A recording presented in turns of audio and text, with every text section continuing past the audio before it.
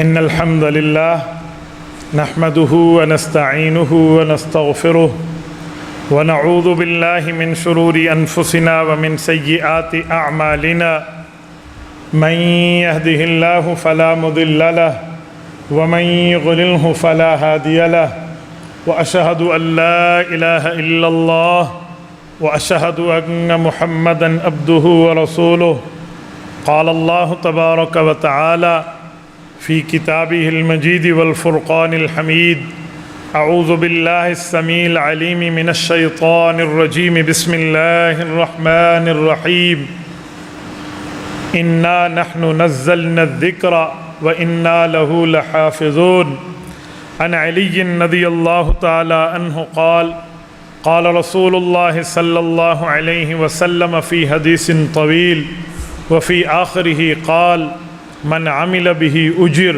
ومن حكم به عدل ومن دعا إليه هدي إلى صراط مستقيم رواه الإمام الهمام الترمذي في جامعه صدق الله العظيم وبلغنا رسوله النبي الأمي الكريم ونحن على ذلك لمن الشاهدين والشاكرين والحمد لله رب العالمين۔ معزز دوستو، آج 23 جولائی 2022 بروز ہفتہ ہے اور آپ کے یہاں ٹھٹھی شریف ضلع میاں والی میں مولانا سلیم صاحب کی دعوت پرخلوص پر آپ کی خدمت میں موجود ہوں۔ میرے دوستو، عظمت قرآن کریم ہمارا عنوان ہے۔ میں اس کے متعلق چند باتیں آپ کی خدمت میں عرض کرنے لگا ہوں۔ قرآن کریم رب کریم کی وہ کتاب ہے جس کو اللہ تعالیٰ چاہتے تو پہاڑوں پر اتارتے، لیکن رب نے پہاڑ پر نہیں، حضور پاک صلی اللہ علیہ وسلم کے دل پر اتارا ہے۔ ذرا توجہ رکھنا، میں آپ کو ایک نکتہ دینے لگا ہوں۔ آپ ایک آیت ہر وقت سنتے بھی ہیں، پڑھتے بھی ہیں، لیکن میں اس پر ایک سوال رکھتا ہوں، پھر آپ کی خدمت میں جواب عرض کروں گا۔ آپ نے پڑھا اور سنا ہے کہ لو انزلنا ھذا القرآن علی جبل لرأیتہ خاشعا متصدعا من خشیۃ اللہ، کہ پہاڑ پر اترتا قرآن تو پہاڑ ریزہ ریزہ ہو جاتا۔ تو جب پہاڑ ٹکڑوں ٹکڑوں میں بدل جاتا تو پہاڑ کے پتھر اس کا وزن نہیں اٹھا سکتے، تو حضور پاک کے دل نے قرآن کا وزن کیسے اٹھا لی؟ سوال تو بنتا ہے نا کہ پہاڑ پہ اترتا تو پہاڑ میں دو صفتیں ہوتی، خشوع اور تصدع، خاشعا متصدعا۔ خشوع کسے کہتے ہیں، تصدع کسے کہتے ہیں؟ عربی زبان کے لفظ ہیں۔ خشوع کا معنی ہوتا ہے جھک جانا، خاشعۃ ابصارہم، آوازیں دب جائیں گی، جھک جائیں گی۔ الذین ھم فی صلاتہم خاشعون، نماز میں نظریں جھکائی ہوئی۔ تو خشوع کا مطلب ہوتا ہے جھک جانا۔ تو پہاڑ کیسے جھکتا؟ لرأیتہ خاشعا، پہاڑ پر قرآن آتا تو پہاڑ کیسے جھکتا؟ مراد بتائی یہ جا رہی ہے کہ گویا پہاڑ کی آنکھیں جھک جاتی کہ میں پہاڑوں وزن اٹھاتا ہوں لیکن قرآن کا وزن نہیں اٹھا سکتا۔ یہ ہے خاشعا۔ اور دوسری وجہ متصدع، یہ تصدع عربی زبان کا لفظ ہے۔ کیا مطلب؟ تصدع اس تکلیف کو کہتے ہیں جو کسی چیز کے اندر ایسی گیس، ایسی شدت، ایسی حرارت پیدا ہو کہ وہ پھٹ جائے اندر کی گرمی سے۔ مثلا یہ جو سلنڈر پھٹتا ہے، یہ باہر کی گرمی سے نہیں پھٹتا، یہ اندر کی گرمی سے پھٹتا ہے۔ تو سلنڈر پھٹ گیا تو کیا ہوتا ہے؟ نقصان ہوتا ہے اور وہ ٹکڑے ٹکڑے ہو جاتے ہیں، اسے کہتے ہیں تصدع۔ تو قرآن کہتا ہے لرأیتہ خاشعا، پہاڑ کی آنکھیں تو جھکتی کہ میں قرآن کا وزن نہیں اٹھا سکتا، لیکن کلام الہی کی حرارت کی وجہ سے متصدعا کیا ہوتا؟ پہاڑ کے اندر ایسی گیسز جمع ہوتے کہ وہ پھٹ کر ٹکڑے ٹکڑے ہو جاتے۔ ہم اس کا ترجمہ کرتے ہیں ریزہ ریزہ ہو جانا۔ یہ ریزہ ریزہ ترجمہ ہے، مراد یہ ہے جو دو میں نے آپ کے سامنے رکھے۔ میں ایک سوال کرنے لگا ہوں، جب پہاڑ میرے سامنے، آپ کو یہ داؤد خیال کے پہاڑ نظر آ رہے ہیں، یہ اتنے اونچے بلند و بالا پہاڑ ہیں، جسی کی استقامت بتانی ہو تو کہتے ہیں جبل استقامت، پہاڑ کی طرح مضبوط. تو بھائی پہاڑ ریزہ ریزہ ہو جاتا، حضور پاک کے دل پر اترا ہے تو دل تو بہت، پہاڑ کے مقابلے میں عام بندوں کا دل تو بہت کمزور ہوتا ہے، تو اس دل نے کیسے وزن اٹھا لیا؟ تو میرے دوستو، عام بندوں کے دل کمزور ہوتے ہوں گے، یہ دل عام بندوں کا نہیں ہے، امام الانبیاء کا ہے، یہ دل سرور کائنات کا ہے. رسالت مآب کے دل اقدس کی رب نے گویا کہ تعریف بیان کی ہے. نزل علی محمد، یہ سورۃ محمد کی پہلی آیت، یہ کہہ کر رب بتانا چاہتے ہیں کہ جو پہاڑوں کو تم دیکھتے ہو کہ ان پہاڑوں میں پاور ہے، طاقت ہے، قوت ہے، استقامت ہے، ہمت ہے، سکت ہے اور پہاڑ ہے، فرمایا ان پہاڑوں میں وہ طاقت نہیں ہے جو میں نے اپنے نبی کے دل میں رکھ دی. گویا حضور پاک کے دل اقدس کی وہ طاقتیں استعمال ہوئی ہیں جو پہاڑوں کے اندر نہیں ہیں. تو اس بنیاد پہ ہم کہہ سکتے ہیں کہ ہمارے پاک پیغمبر پر قرآن اترا، ہمارے پاک پیغمبر کے سینے میں رکھے ہوئے دل کی وہ طاقت ہے جو اللہ نے دنیا کے پہاڑوں کو بھی نہیں دی. یہ دراصل نزول قرآن رسول اللہ صلی اللہ علیہ وآلہ وسلم کی شان بتائی جا رہی ہے کہ حضور پاک کے دل اقدس پہ اتنا زیادہ بوجھ آیا اور حضور برداشت کر گئے. میں یہاں پر دو باتیں کرتا ہوں. نمبر ایک، شان رسول تو ہے کہ ہمارے پیغمبر کا شان ہے، مقام ہے، مرتبہ ہے، عزت ہے، ویلیو ہے، حیثیت ہے، رسول اللہ کا درجہ ہے کہ حضور پاک علیہ الصلوۃ والسلام کے دل نے برداشت کر لیا. لیکن یہاں ایک سوال اور بھی ہے.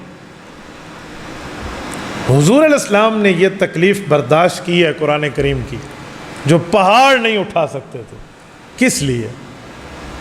کس بنیاد پہ؟ کیوں؟ وجہ، رسول اللہ نے یہ بوجھ برداشت کیوں کیا ہے؟ اس کی ایک ہی وجہ ہے.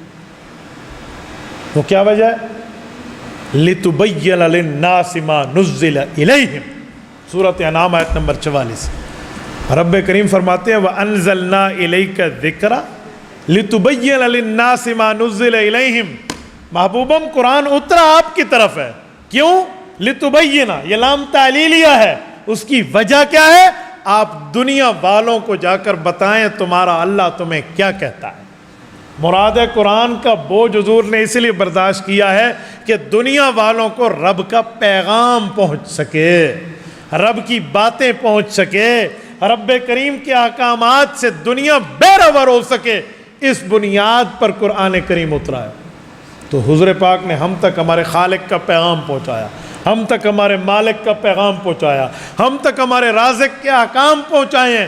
اس بنیاد پر حضور نے تکلیف برداشت کی ہے. تو کتنا بڑا احسان ہے نبی کا ہم پر کہ ہم تک خالق کی بات کیسے آتی ہے اگر حضور برداشت نہ کرتے. آپ کو پتہ ہے مخلوق کبھی خالق کی بات نہیں سن سکتی جب تک نبی کا واسطہ نہ ہو.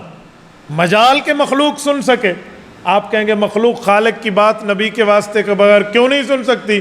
اس کے لیے بھی قرآن کریم ہے. حضرت موسیٰ علیہ السلام کا واقعہ آپ پڑھ بھی چکے ہیں، سن بھی چکے ہیں. حضرت موسیٰ علیہ السلام نے آ کر تورات دی. 300 تختیوں میں لکھی ہوئی تورات قوم موسیٰ علیہ السلام کو ملی. تو قوم کیا کہنے لگی؟ ارین اللہ جہرا، ہم آپ کے کہنے پہ مان لیں اللہ نے قرآن دی، اللہ نے تورات دی ہے، نہ بابا نہ، ہمیں اللہ سے ملاقات کراؤ. ارین اللہ جہرا، ہم اللہ سے لائیو ملنا چاہتے ہیں، واضح ملنا چاہتے ہیں، کھلے عام ملنا چاہتے ہیں، دیکھ کر ملاقات چاہتے ہیں. گویا اللہ کو دیکھیں اور اللہ کو سنیں. حضرت موسیٰ علیہ السلام نے بہت سمجھایا، قوم نہ مانی. 70 بندے نمائندہ بن کے حضرت موسیٰ کے ساتھ کوہ طور پہ پہنچے. اے موسیٰ یہ 70 بندے کیوں لائے؟ کہ یہ چاہتے ہیں آپ کو دیکھیں. کہ فرمایا لن ترانی، نہیں دیکھا جا سکتا. کہ رب ان کی تو مانگ، ڈیمانڈ، نیڈ، ضرورت و حاجت ہی یہی ہے کہ آپ کو دیکھنا چاہتے ہیں. تو رب نے فرمایا اچھا اس پہاڑ کو دیکھو، انظر الی الجبل ان استقر مکانہ. توجہ رکھنا، اگر یہ پہاڑ پہ اللہ کی تجلی آئے اور تم پہاڑ کو دیکھ پائے، تم نے اللہ کو دیکھ لیا. تو قوم نے کہا بالکل ٹھیک ہے. انہوں نے یوں ٹکٹکی لگا کر پہاڑ کو دیکھا. قرآن کہتا ہے جب اللہ نے تجلی اتاری جعلہ دکا، پہاڑ تو ٹکڑے ٹکڑے ہو گئے، ریزہ ریزہ ہو گیا، پھمبا پھمبا ہو گیا ہے کپاس کا. تو کیا بنا؟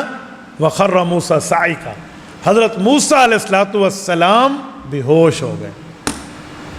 جب حضرت موسیٰ کو ہوش آیا قوم کو مرے ہوئے تو دیکھ لیا نا کہ قوم مر گئی، جل گئی، اب دعا کے لیے ہاتھ اٹھائے، باوجود ہے کہ اللہ دلوں کے بھید سے واقف ہے۔ موسیٰ اب کیا مانگتے ہو؟ اے رب میں مانگتا ہوں یہ دوبارہ زندہ ہو جائے۔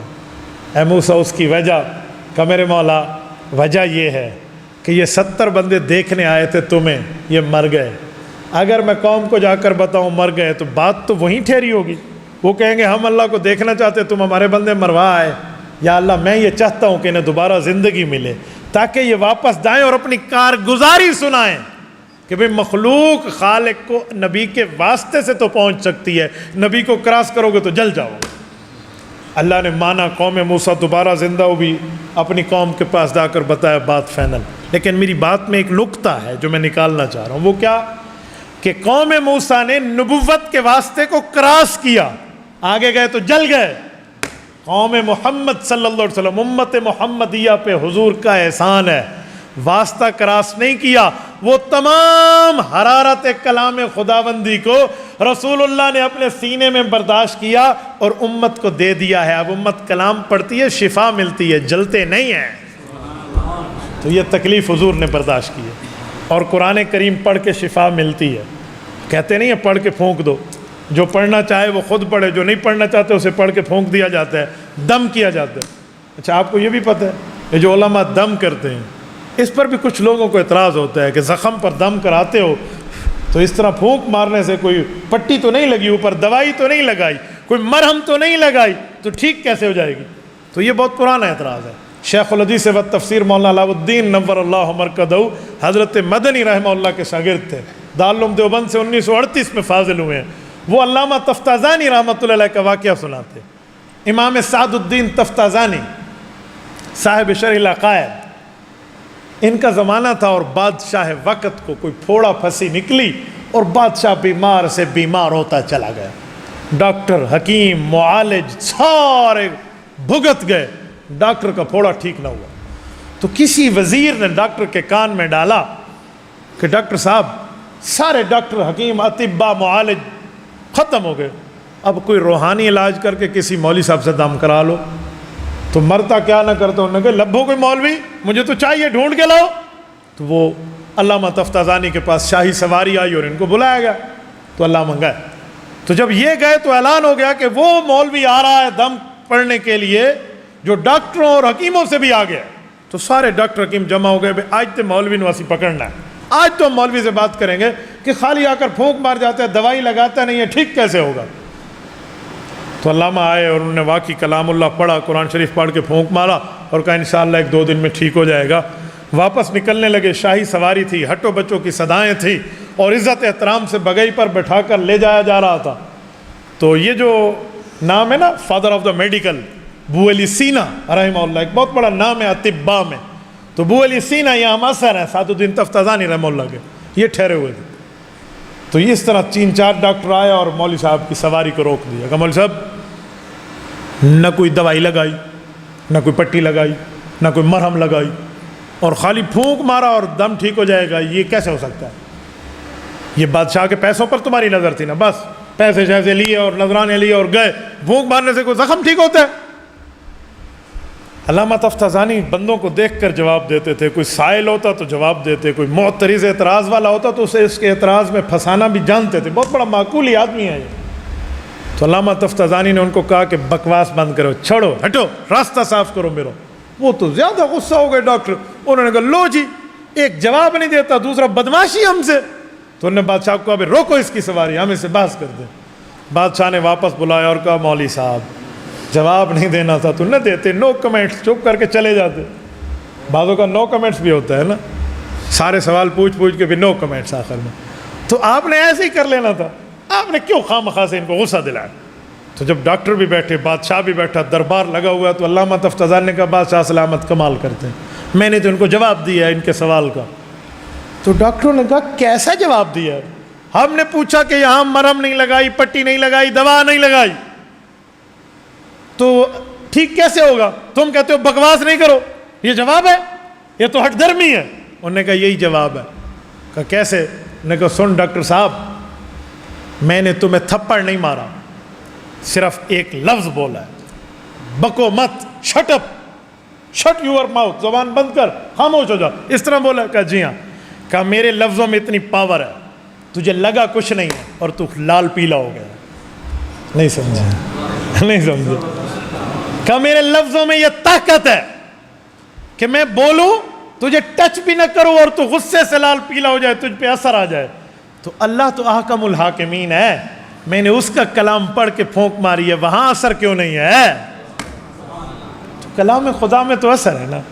تو میری بات کا مطلب، لوگ ہی مولویوں کے خلاف تھے بدن دنیا پہ، حالانکہ علماء کو رب نے دلیل کی زبان بھی دی ہے، اور علماء کو اللہ جل شانہ نے ایک ایک مسئلے کے ساتھ مزین فرما کر بات دی ہے. ہو مولوی کے نام پہ دھبا نہیں ہونا چاہیے. مولوی ہو، یقین مانے علماء کی زبان وہ ہے کہ دشمن سے بھی اگر پیار میں بات کریں تو اسے اپنا بھائی بنا دے. یاد رکھیں، ایک ہوتی ہے گولی، ایک ہوتی ہے دلیل. دلیل کی طاقت گولیوں سے بڑھ کے، وہاں گولیاں اور تلواریں جھک جاتی ہیں جس جگہ دلیل کی طاقت آ جائے، اور دلیل کی طاقت پہ پھر اگلی بات نہیں چلتی. تو علماء تو دلائل سے بات کرتے ہیں. تو میری بات کا مطلب، یہ جو قرآن شفا بنا ہے، پڑھ کے پھونک مار رہے ہیں، کیوں بنا ہے؟ قوم موسیٰ تو کلام خدا سن کے جل گئی تھی، ہم کیوں نہیں جلتے؟ ہماری زبانوں کو آگ کیوں نہیں لگتی؟ ہمارے جن بچوں کو قاری صاحب قرآن کریم پڑھا رہے ہیں، ان کے ماشاءاللہ سینے محفوظ ہیں. کیوں بھائی؟ پہاڑ تو نہیں بچتا تھا، دل کیسے بچ گیا؟ وجہ رسول اللہ کی شان ہے، وجہ حضور کی قربانی ہے، وجہ رسول اللہ کا مقام ہے کہ تمام نزول کی تکلیف کو اپنے دل پہ برداشت کیا، امت کے لیے قرآن شفا بنا دیا. یہ رسالت مآب علیہ الصلوۃ والسلام کی شان، مقام، مرتبہ، درجہ، حیثیت اور ویلیو ہے کہ اللہ رب العزت نے آپ کے اور میرے لیے قرآن شفا بنا دی. اور میرے دوستو، میں اس پر ایک بات دوسری بھی کر رہا ہوں، یہ تو حضور کی شان تھی. دوسری بات، ہمیں غیرت کرنی چاہیے، مذہبی غیرت. آپ کہیں گے کیا مطلب؟ ہم ذاتی غیرت تو کرتے، اس نے میرے ابا کو گالی دی میں تھپڑ ماروں گا، میری اماں پہ بولا میں یہ جواب دوں گا. یہ ذاتی غیرتیں تو آپ کرتے ہیں، مذہبی غیرت کیوں نہیں کرتے؟ آپ کہیں گے مذہبی غیرت کیا ہے؟ سنو، مذہبی غیرت یہ ہے، میرے پاک پیغمبر نے تکلیفیں برداشت کی جو پہاڑ نہیں اٹھا سکتا تھا، اور ہم تک قرآن پہنچایا. تو ہم اپنی نسلوں کو، اپنے سینوں کو، اپنی جانوں کو، اپنے مالوں کو، اپنی جوانی کو اس قرآن کریم کے ساتھ لگائیں تاکہ اگلی نسلوں تک ہم بھی قرآن پہنچا پائیں. یہ ہے مذہبی غیرت. آج ہمارے اندر بڑی کمی ہے. اگر 5 بیٹے ہیں کسی باپ کے، تو وہ 5 کو کالج بھیجنے کا تو سوچے گا، اسکول بھیجنے کا تو سوچے گا، کسی انسٹیٹیوٹ میں بھیجنے کا تو سوچے گا. مدرسے کا کہیں تو پہلے تو موت پڑ جاتی ہے لوگوں کو، مدرسے مولوی بنے گا، کھائے گا کہاں سے؟ تم سے اچھا کھائے گا. لوگ سمجھتے ہیں مولوی کھائے گا کہاں سے. میں مولویوں کے کھانے پہ بات کروں نا، تم حیران ہو جاؤ. یہ جو کہتے ہیں نا مولوی بن گیا، کھائے گا کہاں سے؟ ایک بات یہاں رکھ دو. دوسری بات ان سے پوچھو کہ سب سے زیادہ اس دھرتی پر کون کھاتا ہے؟ کون کھاتا ہے؟ سارے کہتے ہیں مولوی. تو جب مولوی زیادہ کھاتے ہیں تو بچے کو مولوی بناؤ نا. یہ 2 باتیں مجھے نہیں سمجھ آتی کہ سب سے زیادہ کھاتا بھی مولوی ہے، اور مولوی بنے گا تو کھائے گا کہاں سے؟ یہ تو ایسے ہے جیسے کوئی کہے حضرت مولانا وہ آپ نے گنجا دیکھا تھا؟ گنجا بڑے بڑے بالوں والا. تو گنجا بالوں والا ہو سکتا ہے؟ وہ آپ نے لنگڑا دیکھا ہے؟ لنگڑا وہ جو بھاگتا بڑا تیز ہے، تو لنگڑا کیسے دوڑے گا بھائی؟ وہ آپ نے اندھا دیکھا ہے؟ اندھا جو درزی بڑا اچھا ہے، تو بھائی اندھا ہے درزی کیسے ہے؟ تو بھائی یہ کیسے ہو سکتا ہے کہ مولوی بنے گا تو کھائے گا کہاں سے، اور مولوی کھاتے زیادہ ہیں؟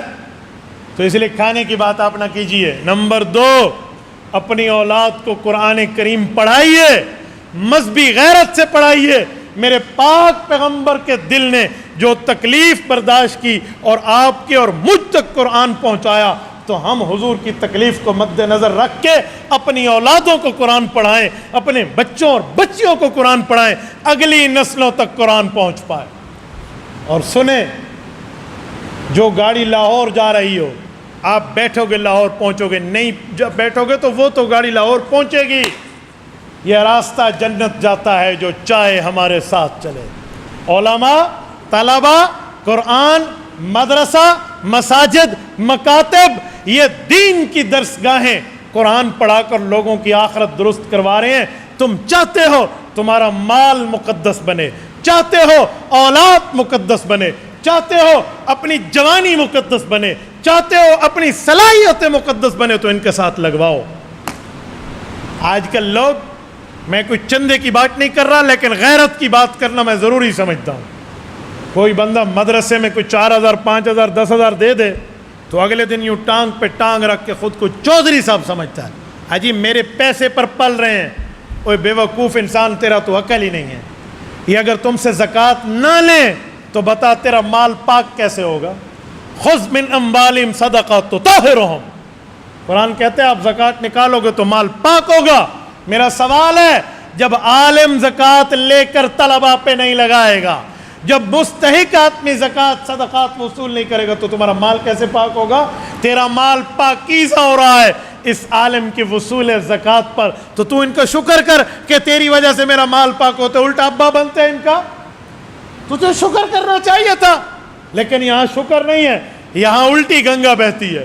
اور الٹی گنگا، جزاکم اللہ، الٹی گنگا بہتی ہے بھئی ہم بڑے ہیں، جی نہیں۔ سنو، اما عائشہ ام المؤمنین رضی اللہ تعالی عنہ، آپ کی اور میری اسلامی اماں جان، رسول اللہ کے بستر کی حرم عزت، اماں نے اپنا بیٹا بنایا ہوا تھا اپنے بھانجے حضرت عبداللہ بن زبیر رضی اللہ عنہ کو۔ اما عائشہ نے اپنے بھانجے کو کہا، بیٹا یہ زکوٰۃ کی رقم آئی ہے، یہ لو، اور فلاں شخص جو ہے اللہ کے رسول کا صحابی بہت غریب آدمی ہے، اس کو جا کے دے آؤ۔ اور 2 کام کرنا، 2 کام۔ نمبر 1، اسے ہاتھ میں سب کے سامنے جا کر یہ نہ کہنا زکوٰۃ لے لو، اس کے ساتھ رکھ دینا تاکہ وہ کچھ نظر دیکھے، بس ساتھ رکھ دینا سرانے کے نیچے یا ادھر ادھر۔ نمبر 2، یہ نہ کہنا ہمارے لیے دعا کرو، ہمارے لیے دعا کرو، ہم نے آپ کو زکوٰۃ دی ہے، یہ بھی نہ کہنا۔ بھانجا گیا اور یہ دونوں کام کیے اور واپس آیا، آ کر بیٹھ گیا۔ اماں نے کہا، بیٹے تیری آنکھوں میں کوئی سوال لگتے ہیں۔ کہا جی سوال تو میرے دل میں ابھر رہے ہیں۔ کہا کیا؟ کہا یہ 2 کام آپ نے کیوں مجھے روکے؟ ایک اسے ہاتھ میں نہیں دوں، ساتھ رکھ دوں، اور دوسرا دعا کبھی نہ کہوں، یہ تو بڑی عجیب سی بات ہے۔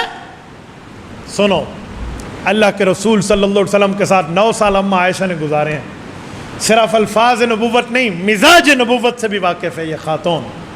اماں نے فرمایا، بیٹا اگر کسی ہاتھ میں جا کر زکوٰۃ دو گے نا کسی کے، ہو سکتا ہے 4 بندے دیکھ رہے ہوں اور وہ آدمی گلٹی فیل کرے، برا پن محسوس کرے کہ اللہ میرے اوپر یہ وقت آ گیا اب میں لوگوں کی زکاتیں اٹھاؤں گا، تو بتاؤ ہم نے پھر اس کی عزت نفس مجروح کی یا نہ کی؟ کہا جی کی۔ تو کہا اسی لیے میں نے کہا ہاتھ میں نہ دینا، ساتھ رکھ دینا تاکہ دوسرے کی عزت نفس کا پاس ہو سکے۔ کہا جی اوکے۔ دوسرا سوال، دعا کا منع کیوں کیا؟ دعا بھی نہ کرنا، یہ کیوں؟ تو کہا بیٹا اسی لیے منع کیا کہ دعا اسے کہتے ہیں جس پر احسان کرو، ہم نے کوئی اس پر احسان کیا، اسے زکوٰۃ دی ہے، اس نے احسان کیا کہ زکوٰۃ لی ہے تو پچھلا مال پاک ہو گیا ہے۔ اگر وہ مال نہ لیتا پچھلا مال پاک نہ ہو سکتا، اس نے مال لیا باقی ماندہ مال پاک ہوا، تو احسان تو اس نے کیا، تو جس پر احسان کرو دعا اس سے کیوں کراؤ؟ اسی لیے ہم اس کے لیے دعا کریں کہ اللہ اس کا بھلا کرے، اس نے لے لی، اس لیے دعا کرنا کہ ہاں وہ خود دعا کرے، اس کی مرضی، وہ نہ کرے اس کی مرضی، ہم پابند نہیں کریں گے، فورس نہیں کریں گے، اصرار نہیں کریں گے کہ تم ہمارے لیے دعا کر۔ یہ ہے کسی کو مال دینے کا طریقہ۔ آج مدرسے میں کوئی 2 روپے دینے کے بعد 30 31 32 33 34 35 مارخان بن جاتا ہے۔ آج میں تو بہت بڑا بندہ، میں تو انہیں کو پلیندہ پہ ہیں، سبحان اللہ۔ سنو، یہ دنیا کے مال ایسے ہیں، اگر ان مالوں کو اللہ کی رضامندی پر خرچ نہ کیا جائے تو کیا بنیں گے؟ آؤ میں قرآن کریم پڑھنے لگا ہوں۔ سورۃ ہمزہ، سورت نمبر 104، پارہ نمبر 30۔ رب کریم فرماتے ہیں الذی جمع مالا وعددا یحسب ان مالہ اخلدا کلا۔ فرمایا الذی، مثال اس شخص کی، جمع مالا، جس نے بینک بیلنس اکٹھے کیے، مال و دولت کی تجوریاں بھر دی، وعددا، اور ڈیلی بیسس پر، روزانہ کی بنیاد پر اسے گنتا ہے، کاؤنٹ کرتا ہے، جتنے ہو گئے اتنے ہو گئے اتنے ہو گئے. وعددا عدد یعدد، تعداد کا مطلب یہی ہوتا ہے نا، کاؤنٹنگ، کریڈٹ، آج اتنا بڑھ گیا اتنا بڑھ گیا. وعددا یحسب، اس کا کنسپٹ یہ ہے، دماغ یہ ہے، سوچ اس نے یہ رکھا ہے، ان مالہ اخلدا، کہ ہمیشہ اپنے مال کا مالک رہے گا. فرمایا کلا، ہرگز نہیں ہو سکتا، ہرگز نہیں ہو سکتا. کیوں؟ اس نے اللہ کے حقوق ادا نہیں کیے، حقوق العباد اس مال سے ادا نہیں کیے. تو کیا ہوگا؟ فرمایا لیمبذن فی الحطمہ، یہ ضرور بھی ضرور ڈالا جائے گا. کس میں؟ بھڑکتی آگ، ہومازہ میں. ساری لیمبذن فی الحطمہ، حطمہ میں ڈالا جائے گا. وما ادراک ما الحطمہ، آپ کیا جانو کہ حطمہ کیا ہے؟ آؤ، رب خود تشریف فرما رہے ہیں. نار اللہ الموقدہ، فرمایا اللہ کی سلگائی ہوئی آگ ہے. التی تطلع علی الافئدہ، جو بندوں کے جسم تو چھوڑو، اندر کے دل کو بھی جلا کر بھسم کر دے گی. التی تطلع علی الافئدہ، کیسے جلائے گی؟ فرمایا انہا علیہم مؤصدہ، ان پر آگ جہنم کی بند کر دی جائے گی. اللہ، وہاں سے اگر کوئی بھاگ گیا تو؟ فرمایا جی نہیں، فی عمد ممددہ، لمبے لمبے پائپوں میں ڈال کے دونوں سائڈوں کو بند کر دیا جائے. اب یہ نکل کے دکھا. کہتے ہیں نا فلاں کو شیشے کی بوتل میں اتار دیا ہے فلاں نے. شیشے کی بوتل میں اتارنے کا معنی جیسے شیشہ ہے ویسے ہے، وہ ٹیڑھا ہے تو یہ ٹیڑھا، وہ سیدھا ہے تو یہ سیدھا. تو فی عمد ممددہ، یہ ہمیں محاورتاً سمجھایا جا رہا ہے کہ آپ پائپ میں فٹ ہو جاؤ گے اور پائپ دونوں طرف سے کلوزڈ ہو جائے گا، آپ نکل کیسے پاؤ گے؟ تو بھائی اگر دین پر مال لگتا ہے تو جو لیتا ہے شکر گزار تمہیں اس کو ہونا چاہیے. تو یہ دو باتیں میں نے صرف آپ کی خدمت میں ضمیر جھنجھوڑنے کی بنیاد پہ کی کہ یہ مدرسے آپ کی اولاد کو عالم حافظ بناتے ہیں، تو اپنی اولاد کو پیش کرو، اور کھائے گا کہاں سے، رزق کہاں سے آئے گا، اس سے ماورا ہو کر پیش کرو، اس سے بے نیاز ہو کر چلو. کسی قسم کا کوئی اعتراض یہ نہ رکھو کہ کیا ہوگا کھانے میں. آج میں آپ کے سامنے بیٹھا ہوں، اگر میرے اماں اور ابا نے مجھے دین کی طرح متوجہ نہ کیا ہوتا تو آپ سب نیچے اور میرے لیے کرسی کیوں لگتی؟ کیوں لگتی میرے لیے کرسی؟ میں کوئی بڑی ماں کا بیٹا ہوں، میرے منہ پر کوئی بلبل بیٹھی ہوئی ہے؟ بنیاد ایک ہی ہے کہ دین کے علوم، دین کے ساتھ نسبت، دین کے ساتھ تعلق، دین کے ساتھ جوڑ ہے. تو رب نے دنیا کی عزتیں دی ہیں، آخرت کی عزتیں اس سے بڑھ کے ہیں.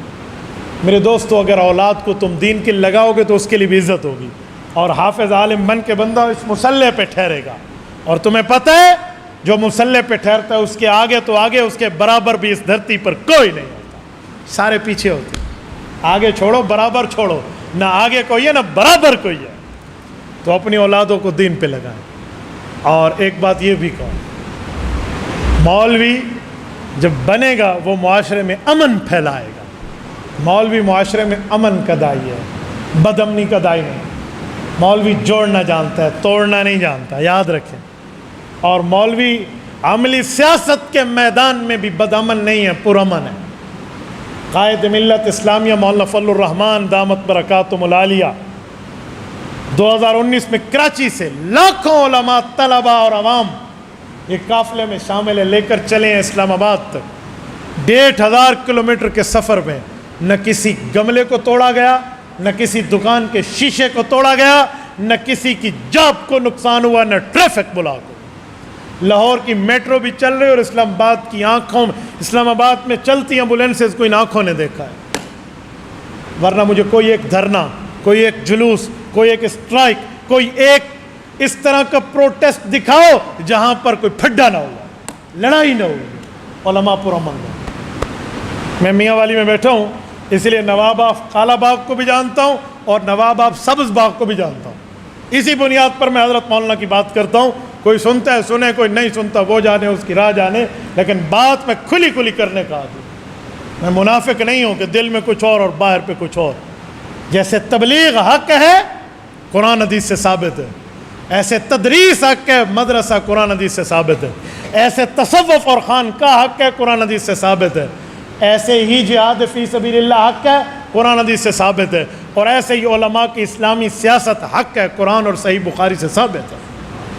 اس لیے یاد رکھنا، मौलवी सिर्फ मस्जिद की इमामत नहीं, मौलवी कौम की इमामत को भी जानता है। आलिम कौमियत की इमामत नहीं, दुनिया की इमामत को भी जानता है। वो कहते हैं सबक पढ़ तू सदाकत का, अदालत का और सखावत का, शुजाअत का, लिया जाएगा काम तुमसे दुनिया की इमामत का। वो यही दुनिया की इमामत। अगर उलमा असम्बली में न होते, आज कादियानियत को काफिर अक़लियत करार कौन दिलवाता? ये मौलाना मुफ्ती महमूद रहमहुल्लाह के साथ तमाम मकातब फ़िक्र कंधे से कंधा जोड़ के ठहरे थे, कदम से कदम मिला के ठहरे थे, और उलमा ने अपना किरदार अदा किया। तो मैं इसी बुनियाद पे कहता हूँ मौलवी पुरअमन है, बदअमन है। तो अपनी औलाद को दीन के लिए लगाएं, अपनी औलाद को शरीयत के लिए लगाएं, अपनी औलाद को इस्लाम के लिए लगाएं, ताकि आपकी औलाद कल आपको क़यामत में भी फ़ायदा दे सके। अल्लाह ताला आपको और हमें सिरात मुस्तकीम अता फ़रमाए। अक़ूलु क़ौली हाज़ा व अस्तग़फ़िरुल्लाह व आख़िरु दअवाना अनिल हम्दुलिल्लाहि रब्बिल आलमीन। अस्सलामु अलैकुम व रहमतुल्लाह। हज़रत ईद गदीर की हकीकत क्या है? अहल सुन्नत वल जमात हनफ़ी ईद गदीर के कायल नहीं हैं। जब हम में ईद गदीर है नहीं, हम इस्लाम में दो ईदों के कायल हैं, ईद उल फ़ितर के और ईद उल अज़हा के। जब हमारी ईद ही नहीं है तो मैं आपको क्या तशरीह करता फिरूँ?